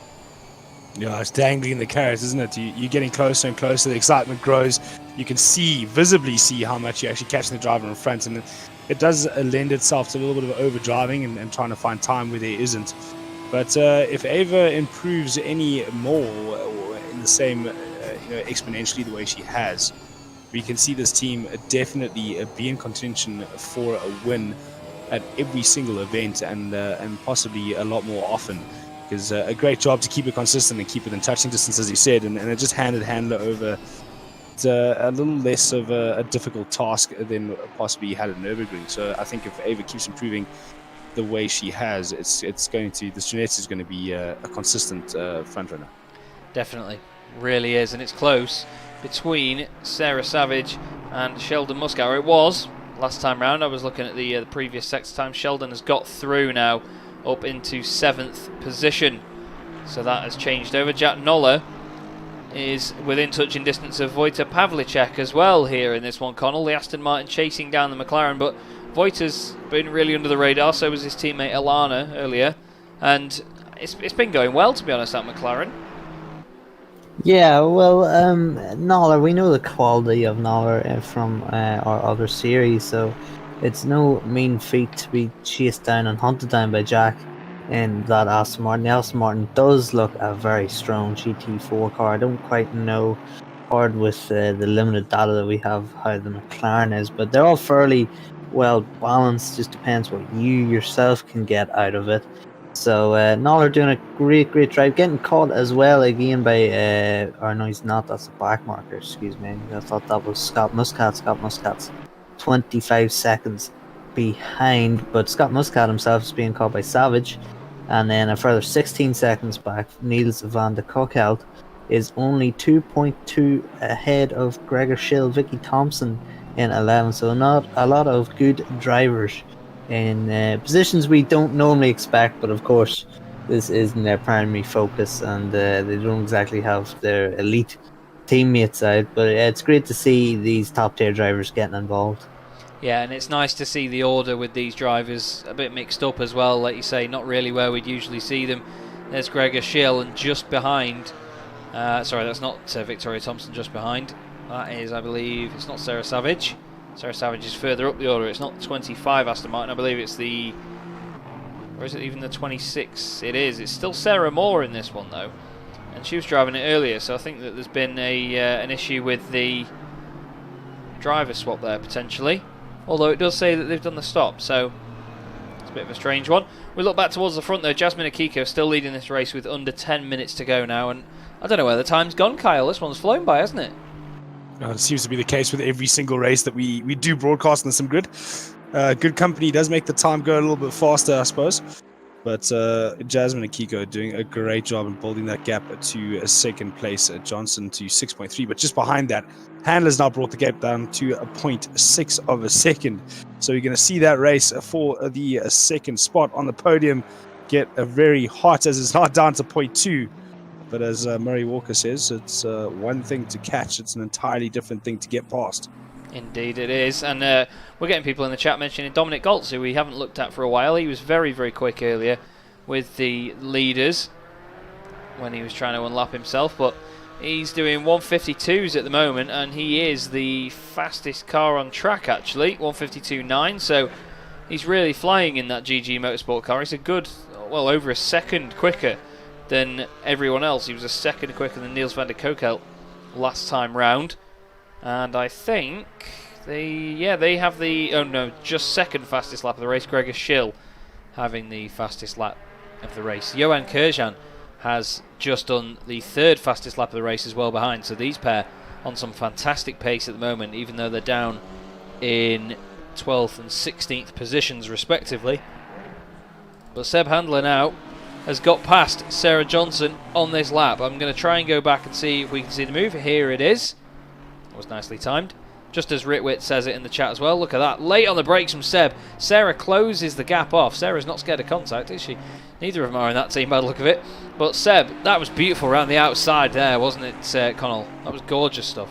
Yeah, that was almost like a reverse Schumacher Barrichello there, closing the door, and Seb just having just enough room to squeeze by and not have any major accident down that Hungaroring straight.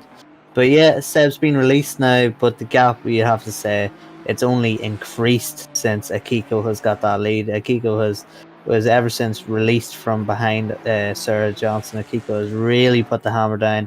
No chance now for Seb Handler, unless, of course, Akiko makes a mistake or gets caught up in a mistake. No chance for Seb Handler, you would suspect, to close it down with 7 minutes to go. But he's going to try. He's brought it down to within the 7-second range, 7.8. But you'd have to say it's just too much to be 7 seconds down with 7 minutes to go. Going to be very difficult. But another, if it stays like this, another good second place for that Ginetta car, with qualifying looking like it was going to be an Aston Martin shutout again for the podium. Seb Handler and De Andrade in that Ginetta really showing up for that manufacturer. Yeah, doing a smashing job, and be good to see it on the podium again.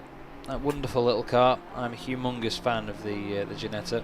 Now, Wojciech Pawlicek has still got this battle going on here with Jack Noller right behind, and I think that is Einor Cavion. It is Einor Cavion in the number 316 Dog Aston Martin. And to be fair, they've got the pace as well. 152.0 fastest lap, 154.6 last time round. In comparison to the cars ahead, they were doing 154s and 154s as well. So, yeah, the Jack Noller Wojciech Pawlicek battle, Kyle, is coming alive, but they may have company in the form of Cavion, even though they're a lap down. Yeah, it seems like the story of this race. We get to watch lap drivers get involved in battles of drivers that are on the lead lap. Hopefully we don't see it end in the mess like we did previously. but it does look like the pink Aston Martin there is behaving itself in the background. He's just going to wait for this battle. Late on the brakes there. Both Aston Martins outbraking themselves there into the right-hander. And that's given the Voiter a bit of breathing room, but he was very slow out of the right-hander into the chicane. So as I say, he's got a bit of breathing room. Party's still on, gents. And first round is going to be on Jack Noller. Big dive down the inside, full send. But he does pull out of it last minute. We don't want to see a repeat of what we saw earlier, do we? No, Cavion needs to just wait here, I'm afraid, and just see what Jack Noller can do about getting through past Pavlicek, but that doesn't say to me that Cavion is waiting, and it's going to get more and more difficult. Jack's probably better off here letting Cavion go, and then let Cavion just absolutely harass the back of Pavlicek, and then he can try and take advantage and go through, much like we saw earlier with the battle for the lead between Akiko and Johnson, because Akiko tried to take advantage, but this is, as Sai Avia said in chat, that is a tasty looking battle, and it certainly is. But looks like Noller's got a good run now, but he's not going to get much of a slingshot from the slipstream because he's not too far back, although it's a good car length, so he should get some good drag down there. He's going to look to the inside and then around the outside. Look at that, late on the brakes, beautiful stuff, but he's outbroken himself, I'm afraid. He tries the move that we saw Jasmine Akiko do earlier, and that's how you don't do that one there on that one, Connell. But what he's done now is actually let the Aston Martin go in front, who's strangely flashing their lights, because they're a lap down. They don't need to be doing this. Yeah, it's one of the things that has really confused me. Not many things have confused me in sim racing, but the flashing of lights, or the abuse of flashing of lights, really is stunning. I mean, you're a lap down and you're flashing your lights at a driver that's defending from their sixth place counterpart. It's a very strange one, but anyway, regardless, Cavion really starting to put the pressure on Pavlicek. Pavlicek run wide at the chicane, and Noller, they were going to go 3 wide at a part of the track you can't even go 2 wide on. So this is getting very feisty. There's possibly contact there. I hope there wasn't, but Noller really did try and capitalize on Cavion's pass, and you could see with the way the car was. Oh, it was nice. It was nice driving there from both parties. Pavlicek, maybe self-preservation mode going on there, trying to keep himself out of harm's way. As Pavlicek, gets so close to the back of Jack Noller. That hoarding's well placed, isn't it? The ACC one there. But yeah, I hate to say I told you so, but Jack Noller, he waited for the Aston Martin ahead to start bothering Pavlicek, and then as soon as the door was open, through he went. And it was nice, smart driving, to be fair. I know that he'd managed to put himself behind the Aston Martin of Cavion by mistake, but even still, it paid off for him in the end. We've got 2.5 minutes to go, and Akiko still leading the way, 8.1 seconds ahead of Seb Handler, so that gap has actually gone up, if anything, Kyle. And, I mean, no offence to Jasmine, but we expected the opposite earlier, didn't we? Yeah, I definitely thought that Handler would be handling the situation a little bit better and getting closer. Taking a note out of Chaz's book there. But I did expect the gap to come down faster, but in fact, Jasmine has increased that advantage, her advantage up to 8.2 seconds on Handler. So Jasmine doing a great job out there in front for cake racing. A little bit wide there. Don't want to get yourself any track limit warnings this close to the end. But with only a minute left to go, Scott Muscat in the pits with a drive-through. Yeah, he just mentioned the track limits abuse there, and Sheldon unfortunately has fallen foul of that one. So he's going to drop down. Maybe, I think. He actually had quite a big gap over the car before. Dominic Goltz, by the way, is flying up the order here. He's looking down the inside of the Aston Martin ahead. That's Sarah Moore, and she's actually a lap down on him, so that's not for position. But Dominic really flying here in this race, Connell, and it's a shame that we didn't get to see this pace for longer from him, because, to be honest, it could be race-winning pace. Yeah, it's a shame, but I mean, it's just a product of when you have 2-person teams and one of your drivers is really inexperienced. So, unfortunate, but at the same time, it's good for that team, the number 888 team, and especially for his co-driver. that Goltz is so fast, be a good learn experience to learn off him, get in behind him, maybe in a couple of online practice sessions, try and learn a thing or two. That'll bring you on much, much quicker than if you were just out lapping on your own.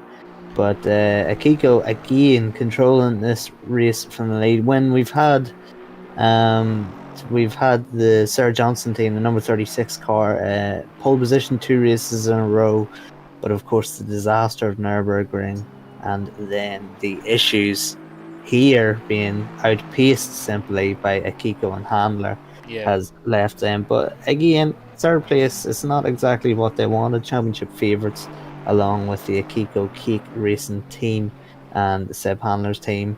So championship favourites, but third position, I mean, after the disaster of last week, you really just, third position, you might actually take that, just get some points on the board and get some momentum built. Yeah, that's what it's all about. You need to get into a rhythm with these championships, and especially with not many rounds on the board. It's going to be a 50% win rate by the look of it for Jasmine Akiko, or should we say Jasmine Akeko, because into the final couple of corners then, the Cake Racing machine is about to take 2 from 2. The McLaren very kindly gets out of the way there. That's Nicholas Hillebrand. That's very different to the scenario we saw earlier, so maybe that's him sort of repaying the favour as such. Around the final corner then at the Hungaroring to take round 2 of the championship in the all-female races powered by the SimGrid. It is Jasmine Akiko. Brilliant drive, and once again, awesome driving by Cake Racing. Sebastian Handler is going to finish second in the Ginetta. Brilliant performance by MIA Esport. Ironic name, seeing as some of the co-drivers didn't turn up. And third place, Sarah Johnson with Jessica Martin. And another fantastic race for us here, Kyle, on the SimGrid. But just that mix of drivers as well. Sarah Dove really closed up at the end. That mix of drivers really spiced it up, didn't it? Yeah, you did call it earlier on. We will see the different paced second drivers get in and see some mixing it up towards the end. Unfortunately, Dove just not able to do it fast enough and got right into the back there on the last lap. But it was an interesting, it makes for a lot of interesting racing to have this mix of driver one and big mess going on here. Niels van der Kokalt and it's Gregor Schill having a massive dice towards the end of this race, towards the flag. 3 cars go into one corner. 3 into 1 doesn't normally go, but they made it through as they head now towards the start-finish line. Is he going to get enough drive over the start-finish line?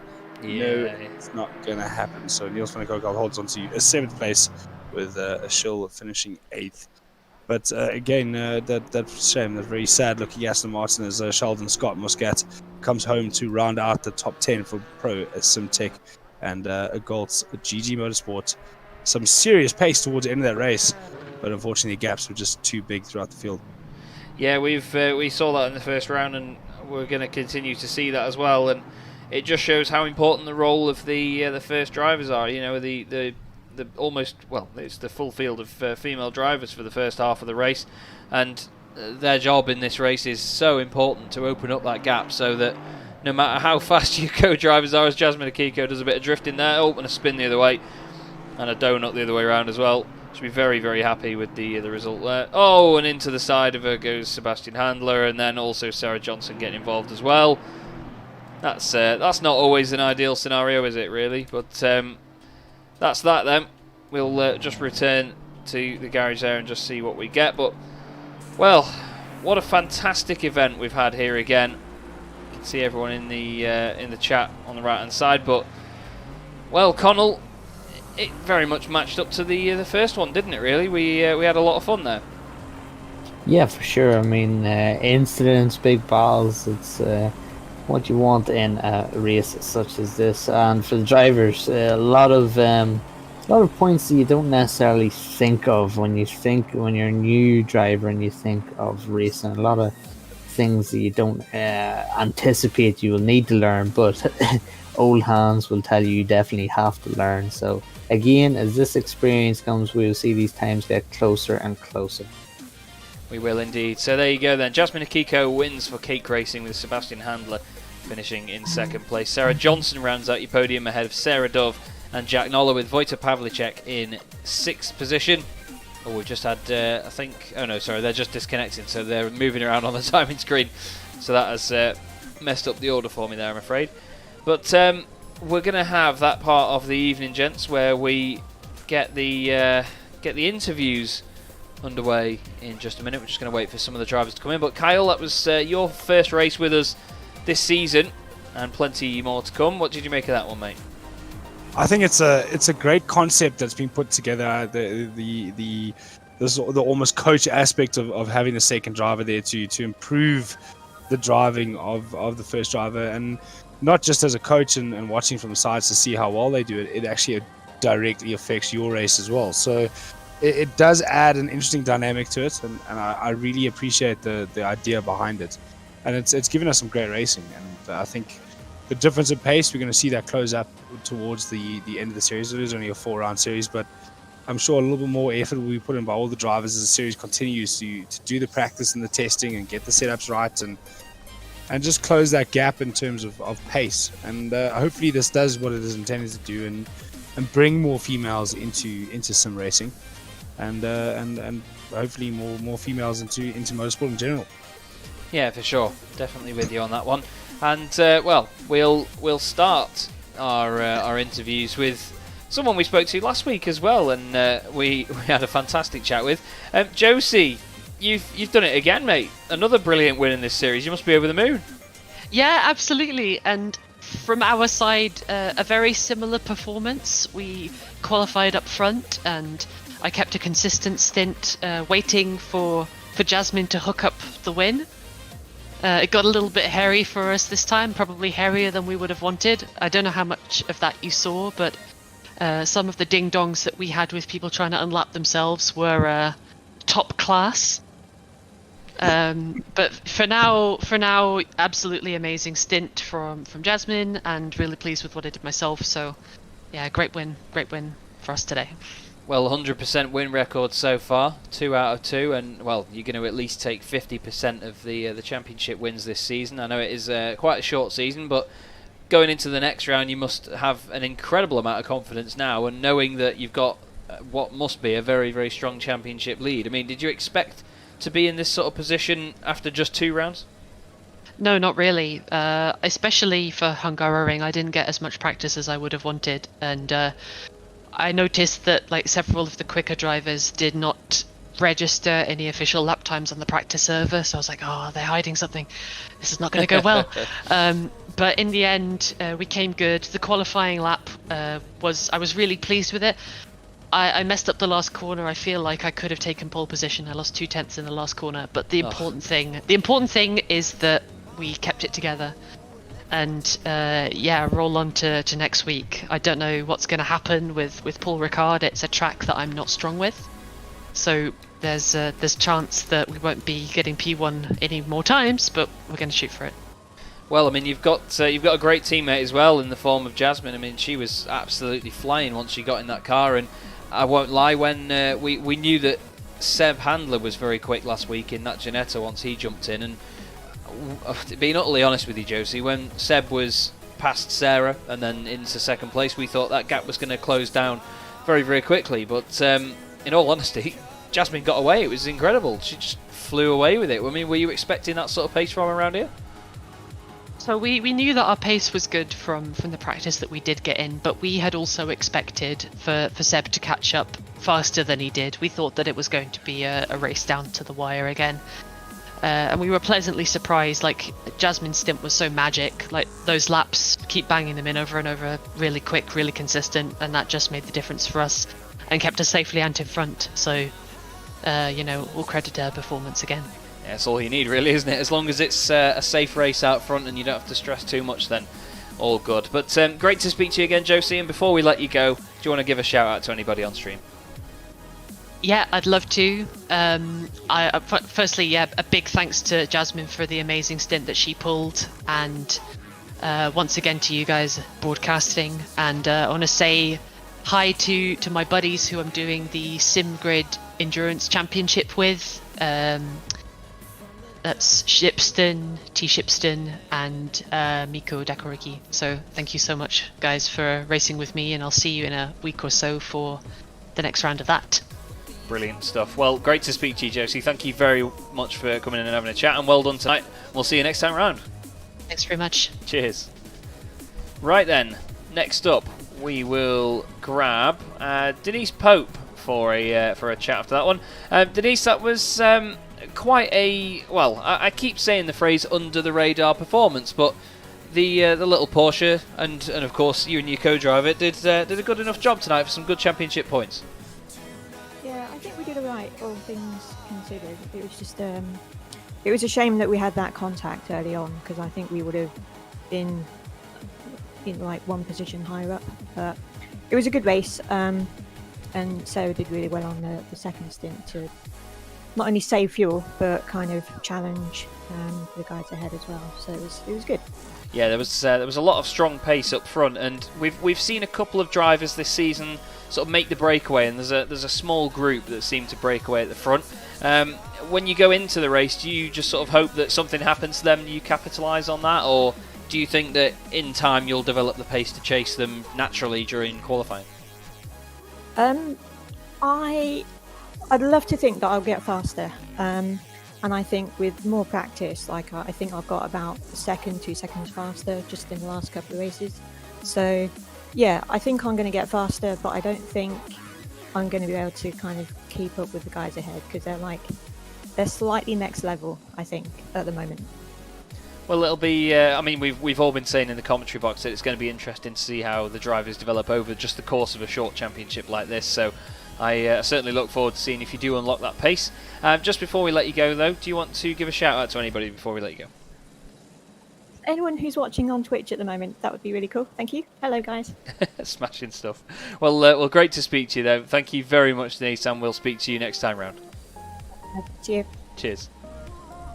Denise Pope there in the Porsche GT4 machine.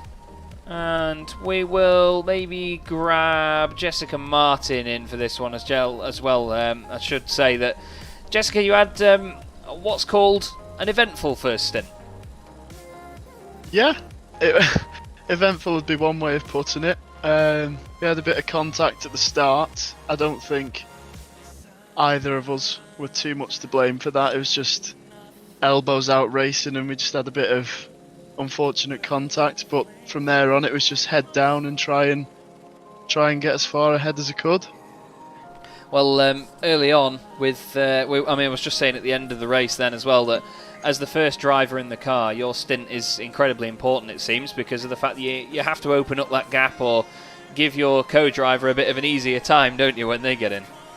Yeah, definitely. I've been really enjoying driving with Sarah. We get on well. We work well as a team. And yeah, it's just if I can help her out in any way by getting further ahead, then that's what I'm going to do. Well, that's it. I mean, over the course of the championship, you need to make sure as well that you have that sort of team spirit to work together and get the results. Just going on to the next round, how confident are you going into that one? Do you think that you'll get a good result there? Yeah, I'd say we're confident. The pace looks good from both of us. As I say, we're good together as a team. We get on well for practicing, testing, doing a lot of that. Yeah, just try and keep the momentum going. We've become, on glory terms, we were P3 in the first round without that penalty. Yeah. And we're P3 this round again, so maybe we'll try for P2 or better for the next round. Well, that's it. I mean, looking at qualifying, you seem to have the pace to win these races. It's just that keeping it together for the entire race, it's not easy. So I know that it's something that needs working on, but you know, the whole series is all about that development. We keep bringing it up as well in the commentary over the course of the race. But Absolutely. yeah, we will speak to you next time round, though, I'm sure. But before we let you go, do you want to give a shout out to anybody? Yeah, I'd like to thank Sarah, my teammate sponsor, Fantastic Books Publishing. My team, Team Mad. I heard somebody mention them on the stream earlier in the race. That was me. That was you. I'm a good friend of all of them. Fantastic group of lads. And yeah, just my teammate Sarah for doing well. Did a great drive. So yeah, we'll see you next week. Shall indeed. Well, very well done, and we will see you next time round, Jess. Thank you. Thank you very much. Cheers. And that brings us on to one more interview to round out the evening, and it's a bit of a special one, really. Thea joins us in the box for what is going to be the prize draw based on the voting that we had last week, because during the last round of the championship we did announce that we were going to have a giveaway, so anyone that did vote for the best action in the race or the best overtake or just best moment of the race essentially would win a 3D wrap Pikes Peak shifter. So we're going to get Thea in now to do that. Thea, can you hear us? I don't think she's there. I've tried to string that out as long as possible, if you couldn't tell. But I don't think she's there. Just quickly, Connell, let's just sort of wrap up that race, because we were expecting maybe something slightly different from the Nurburgring, but once again, massive variety in pace and some interesting moves out there. So it was exciting to watch as ever, wasn't it? Yeah, as always, we're always spoiled for choice here at the Sim Grid.